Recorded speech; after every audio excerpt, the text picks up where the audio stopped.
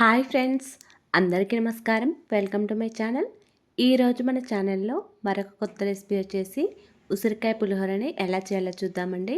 మనం నార్మల్గా నిమ్మకాయ లేదా చింతపండు పులిహోరని చేసుకుంటూ ఉంటాము, కానీ ఈ విధంగా ఉసిరికాయలతో పులిహోరను ట్రై చేసి చూడండి. చాలా టేస్టీగా ఉంటుంది. మరి ఉసిరికాయలలో ఎన్నో ఔషధ గుణాలు ఉన్నాయండి. ఈ ఉసిరికాయలలో విటమిన్ సి పుష్కలంగా ఉంటుందండి. మరియు జుట్టు పెరుగుదలకి, చర్మ సమస్యలకి మంచి ఔషధ గుణం ఉంటుందండి ఈ ఉసిరికాయలకి. అలాగే ఫ్రెండ్స్, వీడియోస్ని ఫస్ట్ టైం చూస్తున్నట్లయితే ప్లీజ్ మా ఛానల్ని సపోర్ట్ చేయండి.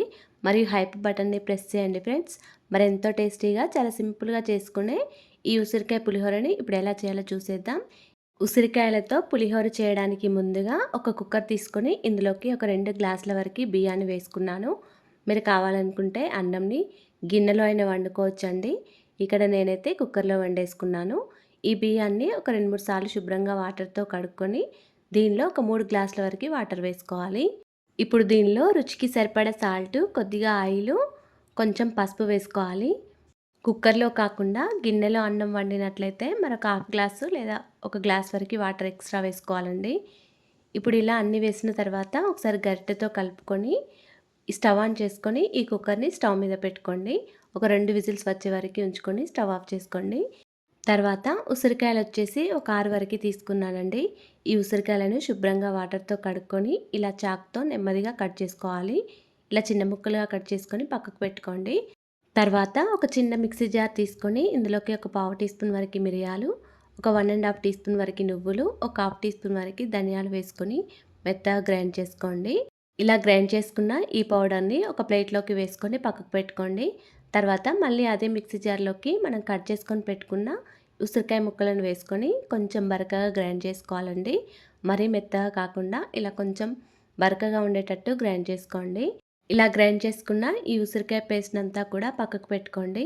తర్వాత కుక్కర్ మూత పైన ఉన్న విజిల్లోని గాలి మొత్తం పోయే వరకు ఉంచుకొని కుక్కర్ మూత తీసేయండి. మనకి అన్నం అనేది చక్కగా పొడి పొడిగా అయిందండి. ఈ అన్నాన్ని ఒకసారి గరిటెతో అటు ఇటు అనండి. కొద్దిగా పొడి పొడిగా అయిపోతుంది. చల్లారితే ఇంకా పొడి పొడిగా అవుతుందండి. ఇలా వండుకున్న అన్నంని కూడా పక్కకు పెట్టుకోవాలి. తర్వాత మళ్ళీ స్టవ్ ఆన్ చేసుకొని ఒక కడాయి పెట్టుకొని ఇందులోకి ఒక 2 టేబుల్ స్పూన్ల వరకు ఆయిల్ వేసుకోవాలి.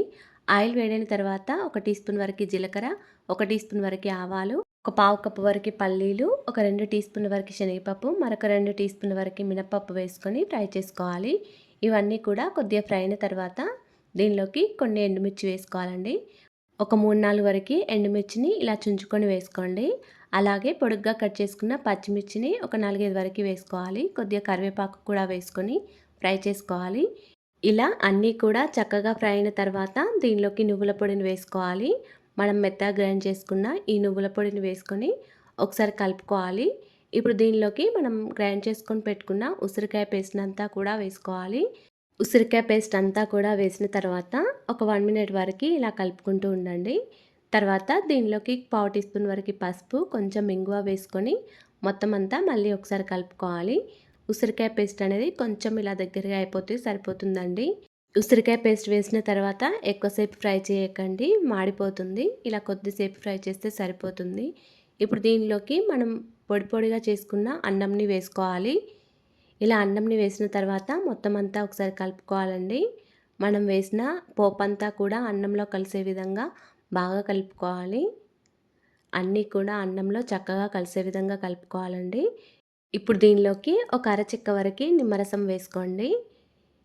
ఇలా నిమ్మరసం వేస్తే ఈ ఉసిరికాయ పులిహోర ఇంకా టేస్టీగా ఉంటుందండి. ఇలా నిమ్మరసం వేయడం వలన ఉసిరికాయలోని వగరుని ఈ నిమ్మరసం తీసేస్తుందండి. అప్పుడు ఈ ఉసిరికాయ పులిహోర ఇంకా టేస్టీగా ఉంటుందండి. ఇలా పోపంతా కూడా అన్నంలో కలిసే విధంగా గరిటెతో కాకుండా చేతితో అయినా కలుపుకోవచ్చండి. కొద్దిగా చల్లారిన తర్వాత మీకు ఎలా వీలైతే అలా కలుపుకోవచ్చు. పోపంతా కూడా అన్నంలో కలిసే విధంగా చక్కగా కలుపుకోండి. అంతేనండి, ఎంతో టేస్టీగా సింపుల్గా చేసుకునే ఉసిరికాయలతో పులిహోరను ఎలా చేయాలో చూసారు కదా. ఇలా మీరు ఒకసారి ట్రై చేసి చూడండి. పిల్లలకైతే లంచ్ బాక్స్లోకి కూడా చేసి పెట్టేయచ్చు. వాళ్ళు చాలా ఇష్టంగా తింటారు. ఇలా చేసిన ఈ పులిహోర అయితే చాలా టేస్టీగా ఉంటుంది. అలాగే ఫ్రెండ్స్, మా ఛానల్ని ఇంతవరకు సబ్స్క్రైబ్ చేసుకోకపోతే సబ్స్క్రైబ్ చేసుకోండి. వీడియో కనుక నచ్చినట్లయితే ఒక లైక్ చేయండి అండ్ షేర్ చేయండి.